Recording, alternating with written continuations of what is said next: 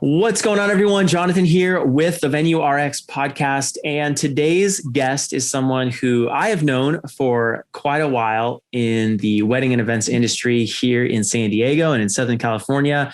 She's someone who definitely knows a lot about events and has worked not only in venues, but she's had a number of different positions within this industry. And I am really excited, super excited to have Aly Schengel on the show. Aly, thank you so much for being here. Yeah, my pleasure.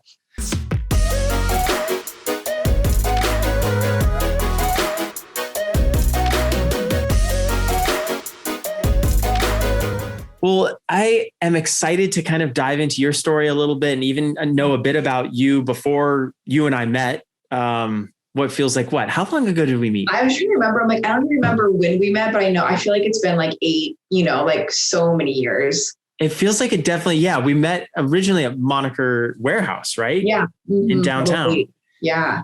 That was like the OG. Everything felt so much more simple before that, yeah. Right? Before COVID and everything else. How did you get started in this industry? And then let's kind of take that into what you do now. Mm-hmm. Yeah. So I started in the wedding industry when I was maybe either a sophomore or junior in college. I was looking for internships. And I was following a couple of different planners on Twitter and randomly saw a request for an intern. So I kind of just like blindly signed myself up, not really knowing what I was going to do. So I worked for a number of years for Sitting in a Tree. That was my like very, very first intro into the wedding and hospitality world.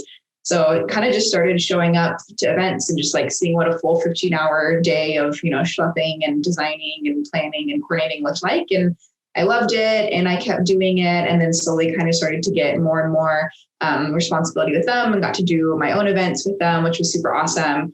And then at the same time, when I was with them, I graduated college and realized I needed a big girl job. So I started working in hotels for a little bit, which I never thought I wanted to do. Kind of thought I would always do like just the planning, not the venue side. And I worked for 2 different hotels in sales and realized pretty quickly that I actually really loved sales and kind of had a different view of what I thought sales would be. And I realized that if I actually like really love and believe in like the product, like the venue that I'm selling, that it's really, really fun and easy and, a good way to get people excited about something.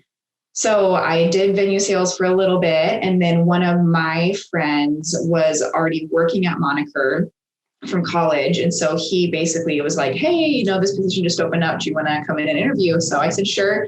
And I came in and they just pretty much like hired me on the spot and were like, cool, this is the job, you'll start in the next couple of days. So when we first started, it was really fun. We had the warehouse downtown. So it was definitely simpler days. It really didn't have a whole lot to it. They originally, Moniker had gotten the building so they could throw their own like internal events. And so they were throwing like really cool art shows and had just seen a demand of people being like, oh, this is a really cool space. Like, could we actually rent it? So originally the space wasn't even intended to be rented. And when I came in, they were just seeing this like demand of people being like, oh, this is awesome. It's kind of before like the rest of the warehouses downtown were up and running. So it was one of the like more original warehouse spaces. So kind of, just like unintentionally became a venue. And the more that we realized that like venues are super fun and it's just like a nice way to get to bring some love into the world of, working with people and helping their dreams come true. So we started with the warehouse. And then after that space, our next one was Liberty Station. And so we got the lease to Building 177 now, which used to be the McMillan Company's event center. So that was kind of like our second one. And it was really cool when we got the lease to that building, we basically had the rights to sell all the outdoor spaces at Liberty Station. So we went from having one like rundown warehouse venue to having 2 indoor venues and 5 outdoor venues. So That was a really quick, so we learned a ton when that happened. It pretty much went from me full-time and one girl part-time to like 6 full-time in a matter of minutes. And when we started, I was like, oh, I think I could do this with like 2 more people. So I hired 2 people full-time. And then slowly like a week later, I was like, okay, we need to hire another person full-time. So that was a really, really fun learning curve. Didn't realize like what demand there was out there for both the indoor and outdoor spaces. And like slowly since then, it's just been really fun to like get new spaces and see like what the demand is, like where could we like meet it and what spaces can we create that seem like people are looking for. That's kind of the gist of what I do now. It's me. And then I have a couple sales and a couple operations people. And so we do venue management and then we also do coordination. So because my background was originally in coordination, I always knew that I loved that and I wanted to do it. So we try, so even though we're technically the same company, we have the coordination side and the venue side. And so we want to brand them separately so people don't feel like they have to hire, one or the other. Like I don't want like a couple to feel like they have to come to our venue or vice versa. Like a venue couple, if they provide with another planner, we totally want them to go with that other planner.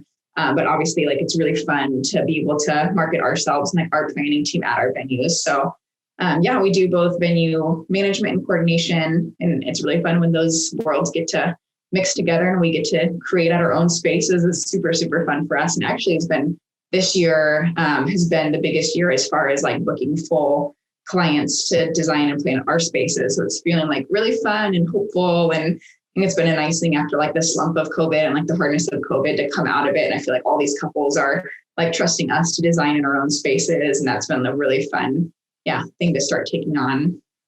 I love that. That is such a cool story because you came from this industry in a lot of ways. Like you have your roots in kind of the first initial jobs or whatever that you were doing. As you started building in that, you are, now building into these roles and you're able to take the experience that you had. That's really, really cool. Are you seeing a kind of a reemergence of people interested in more, I don't want to say all-inclusive packages, but maybe, you mentioned that you do planning as well as the venue management side. And you said that, more couples are trusting the management side. The planning side in the venue management, in the spaces that Moniker manages. Are you seeing people really like the efficiency of having kind of the planner and the venue and everything all connected? Because for a while it was kind of fragmented, right? Like people just wanted to create their own, they were done with the ballroom, right? And they wanted these completely blank spaces. Are you seeing maybe a shift in that market? Yeah, I am. And I feel like more than that this year, what we've been seeing is a lot of our couples who were 2020 brides. I just wonder if there's like this fatigue from planning where a lot of them this year, they postpone and they postpone again. And then it seems like maybe they lost some steam and they're like, you know what, like, can we just hire you guys to take it over? I'm just so done planning, which has been fun for us because, we had like a pretty dull and interesting year last year. So now to like bring some life back into those couples that might feel like they're already, just like a little bit disheartened from everything. It's fun to like jump in and get them excited again.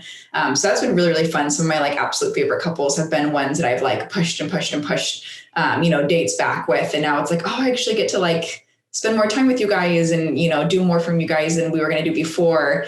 So that, and then, we're still wondering this year, like it does seem like 2022 people are coming in to the venue, like wanting to hire us planning right away, which seems really cool. And we were trying to figure that out of like, okay, is this like a new trend where people are, like wanting the blank space, but also wanting the help and not to like be overwhelmed by what could, be originally overwhelming if you're like, we have to find all these vendors.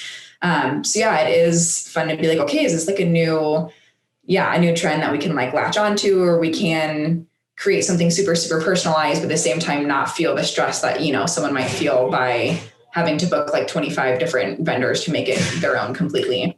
Sometimes too many options is like, in theory, it sounds great, but then when you really start getting to it, it's like, oh my goodness, I maybe don't want to pick every single thing. I want someone else who I trust to pick those folks for me.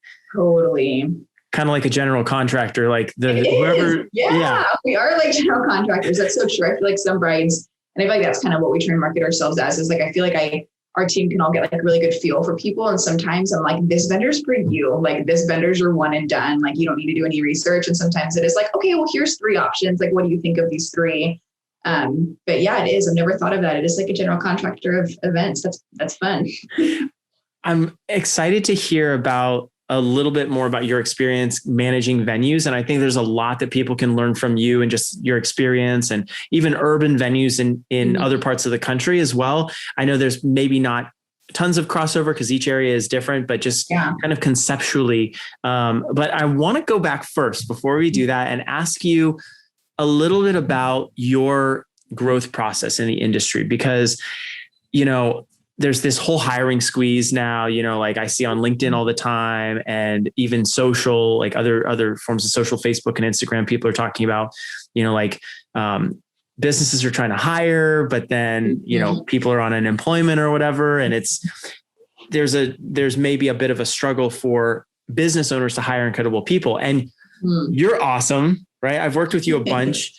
You mentioned those 15-hour days. That obviously takes, commitment. And whether you are coordinating a wedding, any of my event pros out there who are listening right now, you guys know, 10, 12 hour, maybe those 15-hour days. What do you think it takes just personality wise, to be involved in this industry? If someone's listening to this right now and they've kind of been sitting on the fence and thinking like, hey, it'd be kind of fun to get in this. What do you think it takes from a personality perspective to be really successful in this industry? Yeah, I feel like the biggest piece that comes to mind is adaptability, and kind of like a positivity piece with that adaptability. I think the people that we've like seen and loved the best in our team, are able to like shift without getting like stressed by change and like stressed by things changing that day. Of course, I mean, anyone in the industry knows that nothing ever goes to plan that day. So it is nice to have people who are like, no, I'm down. Like I already know coming into this that like a couple things are going to go wrong, but anticipating it and like we're excited to shift with the day versus like letting that affect like the vibe and the mood. And then just like that positivity piece of being able to tackle those challenges and like know that it's still going to be great and beautiful. And just like not letting it like stress them out and like bog them down. Just, kind of more like anticipating something and thinking on their feet, pretty actively, like, okay, like here are a couple of different things that we could do if this were to happen. And this is how we're going to hide it from the clients. They don't know that something's going on in the background. And, exactly. And drinking and hanging and having a good time. Totally. The impression of the industry that I think anyone who's inside gets is very different from what the clients often get, because we know kind of the back of house stuff that's going on, the different, almost mistakes or almost problems that happen that we're able to help them avoid. When you look for people to join your team, when you look for people to start working at some of the different properties, because now you're in really like a management position, right? Over all these venues. What are you looking for in terms of personality type, or, who is your ideal candidate? Yeah, we always look for someone who's been in some sort of like client facing role. And we always assume like it doesn't have to be like specifically hospitality, it doesn't have to be events, but as long as they've been in like client facing, so they understand like how to interact with people and how to kind of do the whole like, oh, one moment, like let me ask the supervisor, like 1 second, I'll get right back to you, and not like reacting in that moment, of being able to like keep calm and keep the peace of the situation. So it's always like kind of a non-negotiable. And then we always tell people like, we can easily teach, I can teach you about, the way that like AV works and the way that venues work and, the way that all the details work, but more making sure that they have the personality to be like dealing with customers on the spot. Totally. And probably that adaptability piece you mentioned too comes into play, because you not only have to, be adaptable yourself, but you have to convey, maybe to the client something small needs to change, but we avoided a bigger change. Totally. We always tell our staff, like, not to say no, but, this happened. However, here are your two options, or, here's our solution, like always being solutions focused versus being like, well, that didn't work. Like, we're like, that doesn't work for anyone. You have to offer them something or show them that, like you've been working in the background and here are the options of what they need to choose from. Totally. Cool. Well, I love, thanks for your answer there. That was, I feel like there's a lot of eyeballs on all sorts of different industries. And I think this is time that people are considering their options. People certainly who are in the industry, maybe have gotten different types of jobs, and then people who are outside of the industry who maybe had a career adjustment, maybe are thinking about working for themselves now, or, starting their own venue or their own business in this space. So that's really cool. I wanted to jump onto the other side of things and just talk venues, specifically urban venues, because most of your venues are like the downtown moniker, it's warehouse. Are they all urban venues? So even the Liberty Station's like, like a Pleasantville of urban venues. I would still call it urban because it's the middle of the city. But so we have two like specifically downtown. And then the ones in Liberty Station, even though we don't have like the kind of same vibe as downtown, I'd say like, just having the condensed neighbors and like tons of people always walking around, I'd still call it urban. Totally. what I guess do you look at when you look at a venue space? Because I think there are a lot of people out there who, and I've certainly talked to some of them, that they're like, oh, I have a big warehouse and I've seen, brick, or I've seen, a competitor, right? Or I've seen building 177. Oh, it's just a big blank space. I'll do events in my space too, right? And they kind of have this concept here. But that doesn't always work.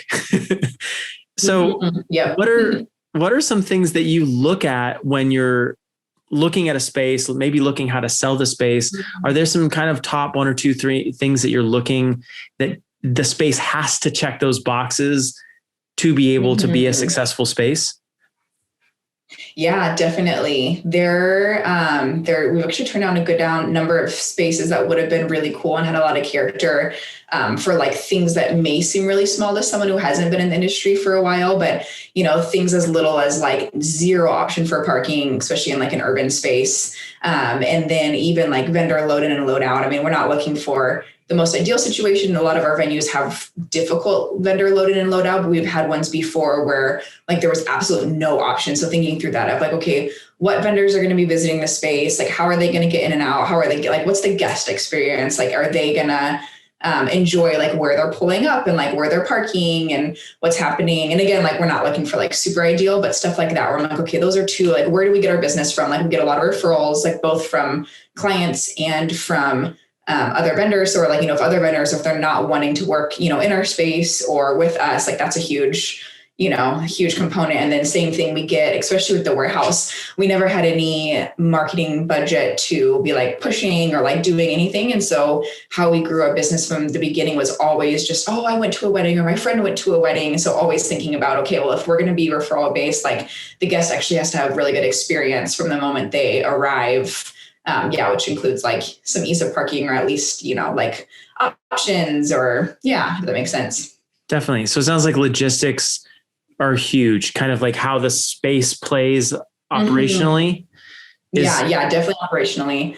Yeah. Once we get into space, even thinking through too of like, we kind of call ourselves even like spatial designers. We walk in, we're like, okay, like how would this, if we can't see it flowing, if I can't, pitch this and sell this, especially because so many of our venues are blank slates, I need to be able to like paint the picture for them, especially if it's brand new and they haven't seen any pictures on Pinterest.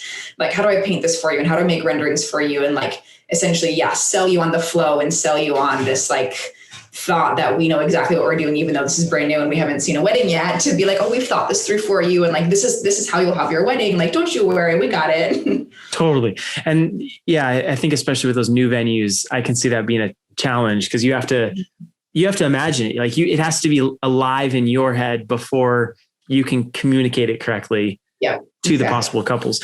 When you think about marketing the space, because you said, you built off of word of mouth, and I think word of mouth is super, super powerful. Do you like using, are there certain resources that you like using? I know there's kind of the established ones, right? The Wedding Wire, the Knot, Here Comes the Guide, Venue Lust, like those type of resources. But do you like those? Do you not like those? Are there other resources that you tend to pursue and try to use more than those? Or, are those great resources for you?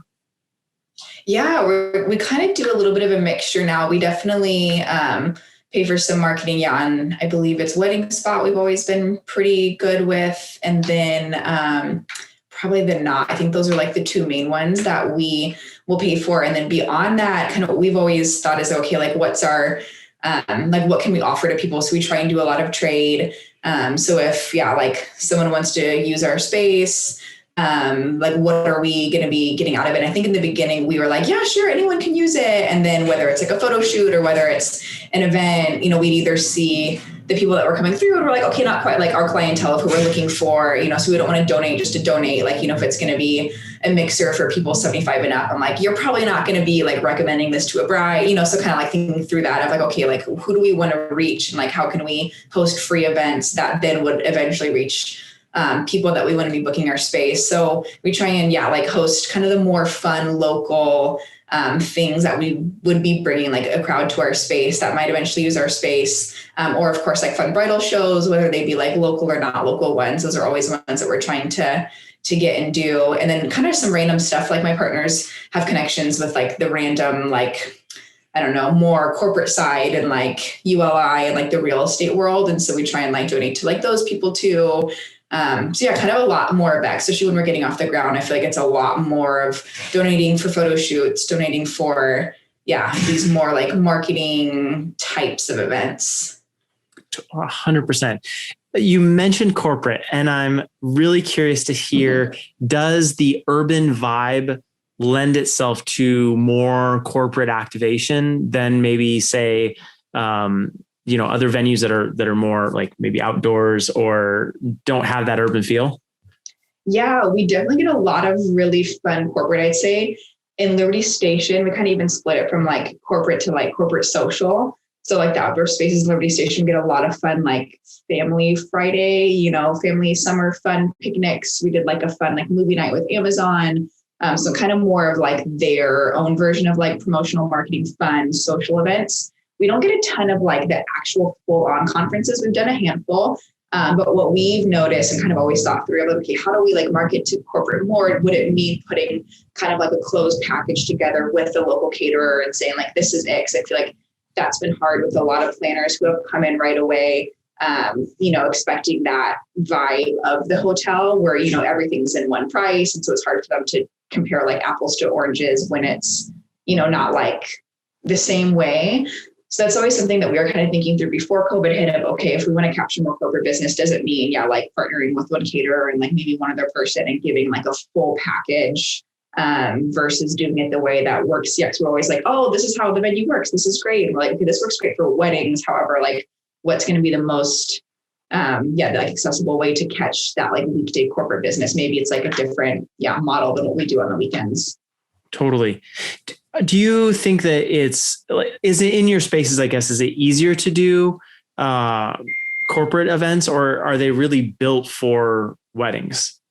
When we're building the spaces, I'd say we're building them like 75, 80% for weddings and like 20% for corporate. So even down to little things where like, we know that bridal suites are really awesome for the brides. However, like how could we make it in a way that it's not like bridal per se? Like it's like also a green room or a breakout room for corporate. So we even try and like our language and our verbiage and our website to be like, oh, this is, like the breakout room or like the lounge or something. So it's not scream, I don't want them to walk into a space and scream like, oh, this is for a wedding. But at the same time, we do have to understand that like, 80 to 90% of our revenue is coming from weddings. At the same time, we do kind of need to cater them in a way.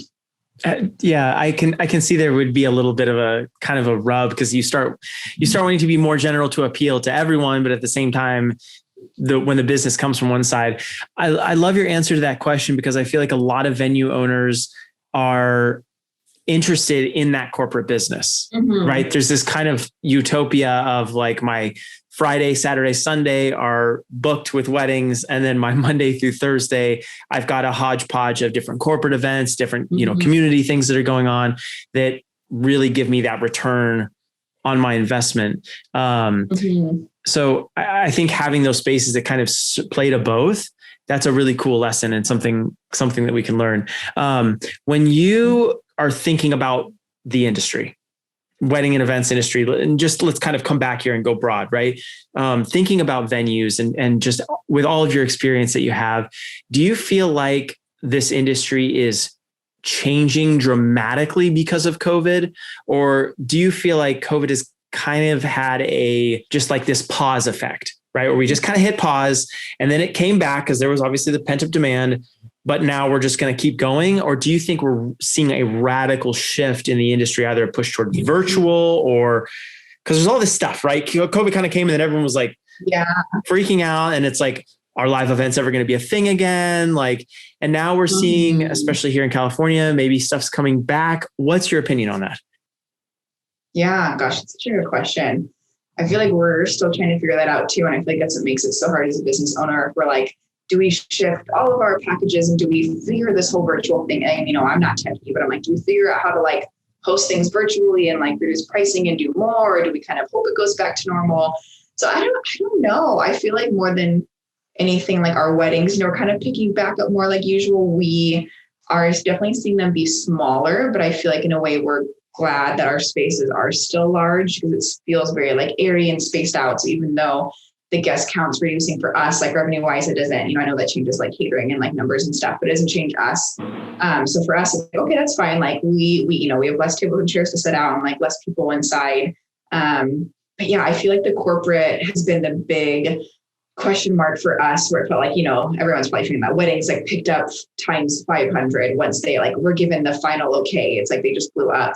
But corporate's been, which makes sense, like so much slower to happen. And I think we are wrestling with that of like, okay, do we shift? Do we just wait another 6 months and it's going to go back? Is it going to go back to like the same corporate? Because that's definitely the thing. And we used to do some bigger stuff on Liberty Station. Like we do a lot of 20,000 people for Union Tribune. And like, is that ever going to happen or is that going to be virtual? So I think that's kind of our question too, of like, do we keep waiting? Do we get proactive? Like what's the best?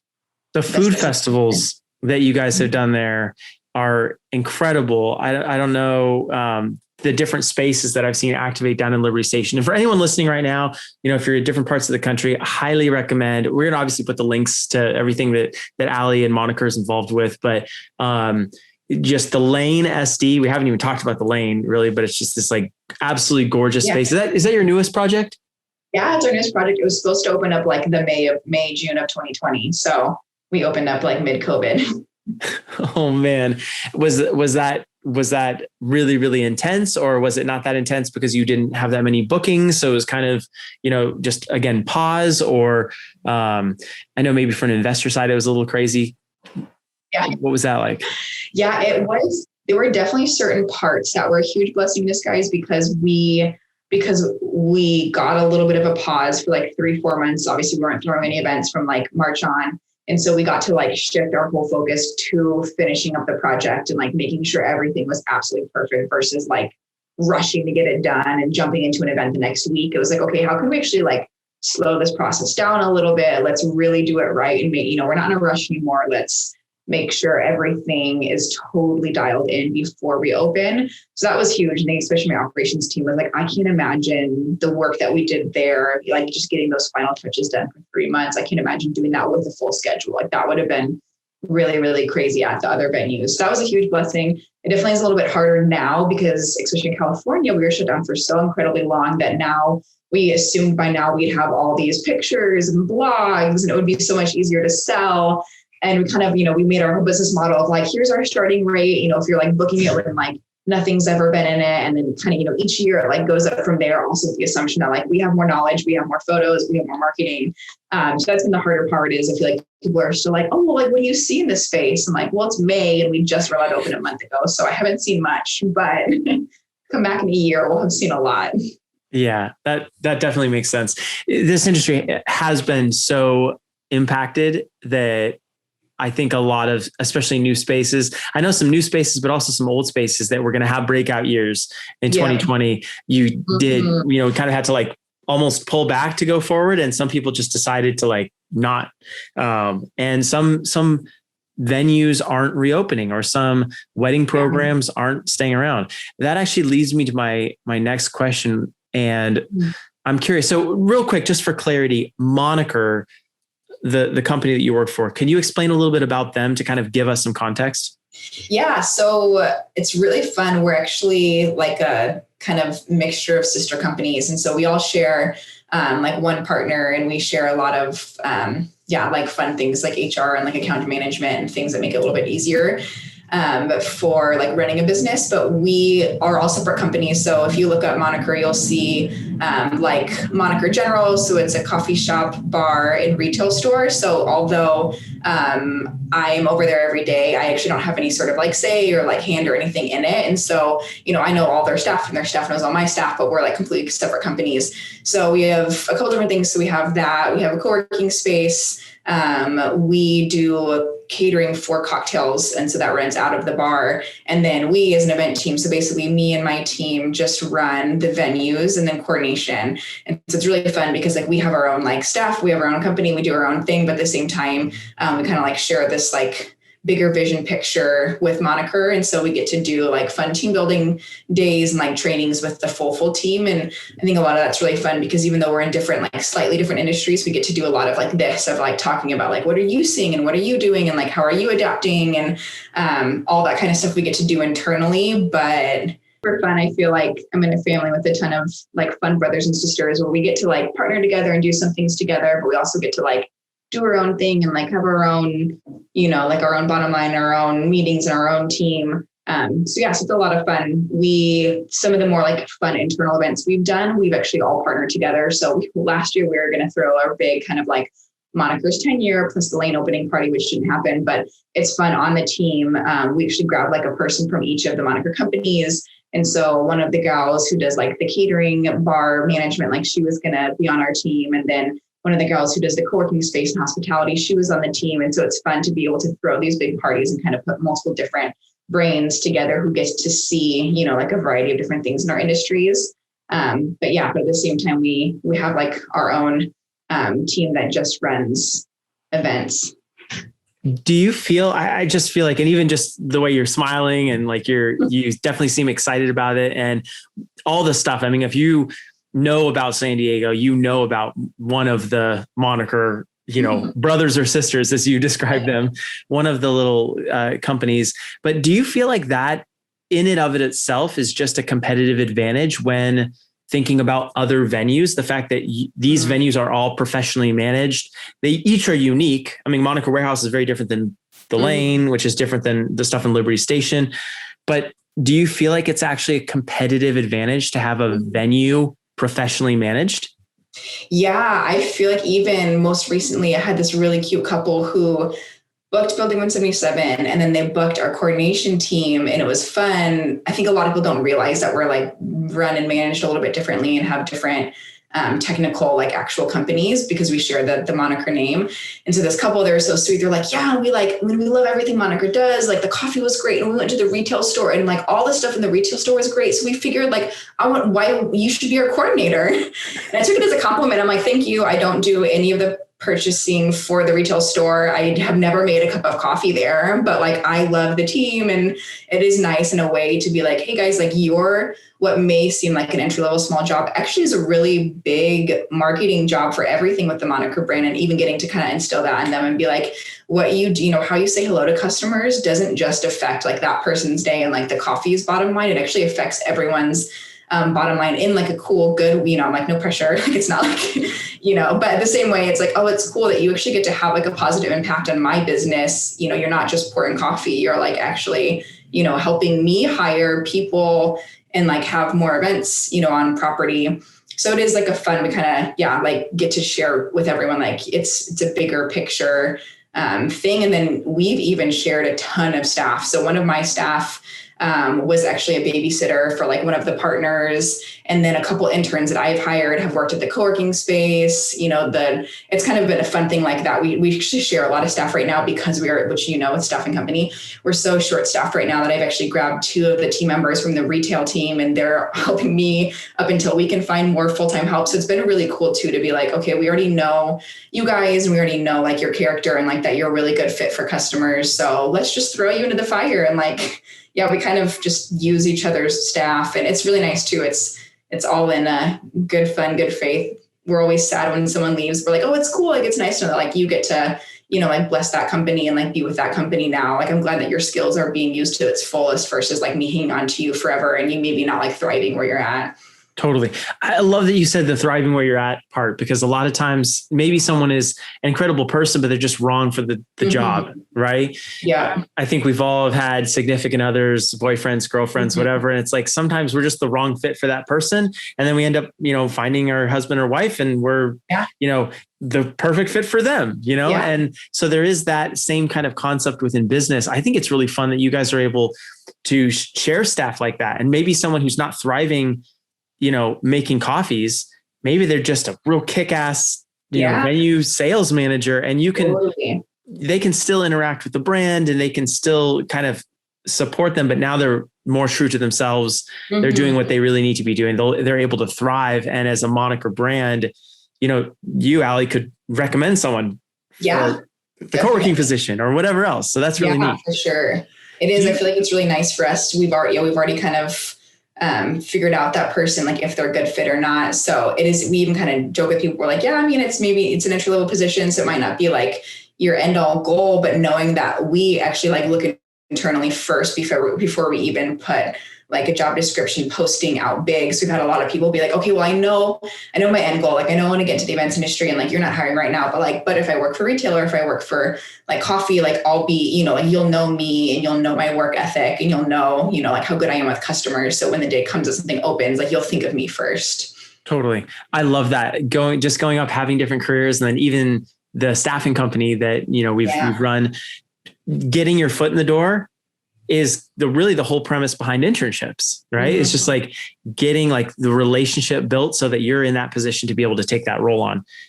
That's totally huge. Do you feel like the more venues, like eventually more venues will move towards that professionally managed model just because of the advantages that you mentioned? That's a good question. I've been even seeing kind of more of these blank slate venues start to offer more things. So kind of like we were mentioning before with Brick, like before it was super open slate, and now they have like their bar company and they have some coordinators as well. So I think a lot of us who used to be like, oh no, we just want to be blank slate, or like, actually we could offer more things and we can offer like a better service to you if we are, have like more things in our belt to like offer you. So I feel like I've been seeing that trend quite a bit. And I know even like Zach was Loose Loft, he's got, his planners under him, that same thing are able to offer like their full professional planning services, too. So it does seem like even though we're all like blank slate, we're not as blank slate as we were 5 years ago. Yeah. And that's what I'm kind of getting to. Like, I really think that the industry is starting to shift a little bit more. Like people still want those options, but to your point earlier, like sometimes too many options is not a good thing. And so giving people a wireframe, like I think in this industry, we do want to make money, but the whole industry, I mean, it's a service industry. It's for people to have incredible experiences. And so as we're focused on that, it's like, how can we do more things that meet those clients' needs? And a lot of times it is like, people keep asking for a good bar company and I can't find a great bar company. So maybe I need to start it, that type of thing. Mm-hmm. No, it's true. I feel like so many, and people don't see those behind the scenes. Like a lot of clients like, oh, that's random that you have these like random add-ons. And what I wish, I could tell them all the time, which sometimes we don't have enough time to do, is like all of these are very intentional, thought out decisions. And the things that we've have as add-on packages like aren't random. It was because, there was like a hole missing, like, and even little things where we had so many instances where because you're a random couple, you don't know what the correct lift to get is. If you're trying to reach, our like 19-foot ceilings, you can't do that with the ladder, you need a lift, but then like the wrong lift would show up and then it doesn't fit up our ramp and then you're screwed the day of your wedding. So we're like, well, let's just go rent a lift. Like, let's just rent a lift full time. And that way we can like offer it to clients and it's there and we know it's the right one. Like I can guarantee to you it's going to be working.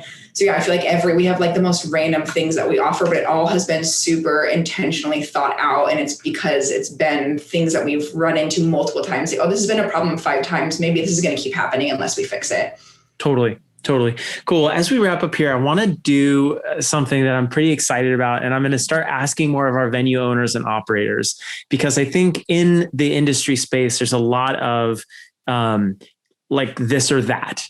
Kind of, right? Some people like all inclusive versus blank canvas. Some people like having rentals on site or no rentals on site and being completely blank canvas. Some people like having a bar option or food or whatever. So I have a couple of questions for you. Let's start out with the rentals. Are you a rentals on site person or just working with some, list of preferred vendors for rentals? That's a great question. It's kind of hard too, because I feel like it's a loaded one. We've figured that our kind of competitive advantage has always been to offer rentals on site, because if we're the same price as another venue, we have like like even if you don't like our rentals, they're there. So totally, if you want to upgrade the chairs, at least the tables are there, vice versa. So I feel like to us, it's given like a little bit of competitive advantage. So I feel like as a venue, I say rentals on site. As a planner and designer, I always like to kind of make it fresh and new and exciting. So it's kind of funny. As a venue, we obviously like as a sales competitive advantage, we offer tables and chairs on site. But when we see weddings come in with like all new rentals, we're stoked. Like we love it. So I didn't really answer your question. I'm like, no, it was. Well, it's kind of fun too, because you're answering from two sides. You're like, the planner part of me says this, the venue manager side of me says that. Amazing. That was great. What about bar? Do you like a bar, exclusive in-house bar that has to be used, or do you like utilizing vendors? I like, it's kind of a combo, like a short list. I'd say bar is such like a, that makes or breaks the experience if like 15 people are overserved and all of a sudden it's your problem to deal with all the stuff. So as a venue, I say very, very either one in-house or like a short list of people you actually trust.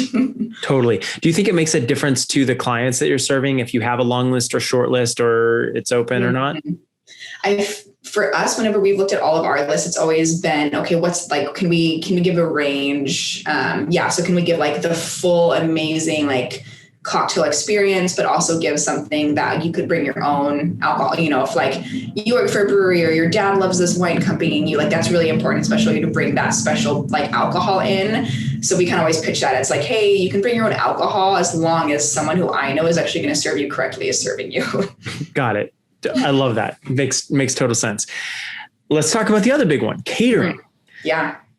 Again, and this is more of that all-inclusive one, because there's a lot of venues that are like, it is $110 per person. And that includes an optional menu and the venue, and everything is kind of like baked into that fee. Do you like, and I feel like I know the answer for this one because of the type of venue, but like, do you like food on site, or food is a completely open list, or some hybrid? Yeah, I'd say like a medium-sized list. I'd say, not too, like we were getting at, not too long where it's overwhelming, not like 20 choices where it's like, where do I start? But at the same time, variety enough to get like pizza or tacos or traditional or, seafood or something. But yeah, I'd say like a medium-sized list, definitely not one. Okay, definitely not one. So we're at short list for bar, medium-sized list for catering. I love that. Sounds so picky. No, it's perfect. Well, you have that experience, and I think especially even for new venue owners listening to this, like the Venue RX is really a place where we imagine people come to and learn, right? Mm-hmm. And you have a competitor, to your point about Brick, and you guys, even though you guys are technically, competitors in a lot of ways, I think COVID has really brought a lot of vendors together. Mm-hmm. We're able to share best practices. We're able even to, maybe pass along referrals, because as venues, you have a limited number of dates. Yeah. And so if there are ways that collaboration happens, I think that's really exciting. But Aly, thank you. I really appreciate you coming on and being willing to chat about all this. And I think it's incredible what you guys are doing. If people are interested in checking out your venues, the Moniker brand, you personally, even, where can they connect with you? Yeah. So as far as the events go, monikerevents.com, that's pretty much got like a little bit of everything. It has all of our different venues on it, and then links to our different like socials and the different specific websites we have for our venues, inquiry form and stuff. And then, if you want to see more about just Moniker in general, monikergroup.com, you'll get a little bit and see kind of what I was talking about, the coffee and retail shop and the co-working space. So they're like our two biggest sites that pretty much can direct you anywhere. Amazing. Awesome. Well, thanks again for being on the show. If you are listening to this right now and you haven't checked out our YouTube channel, highly recommend you do that. You'll get to see Aly's smiling face and check out all of this. We will have links to everything that Aly mentioned in the descriptions of both the podcast and the YouTube channel, so you can find all that there. But thanks for joining us today. Thanks for being on the show. Of course. Thanks, Jonathan.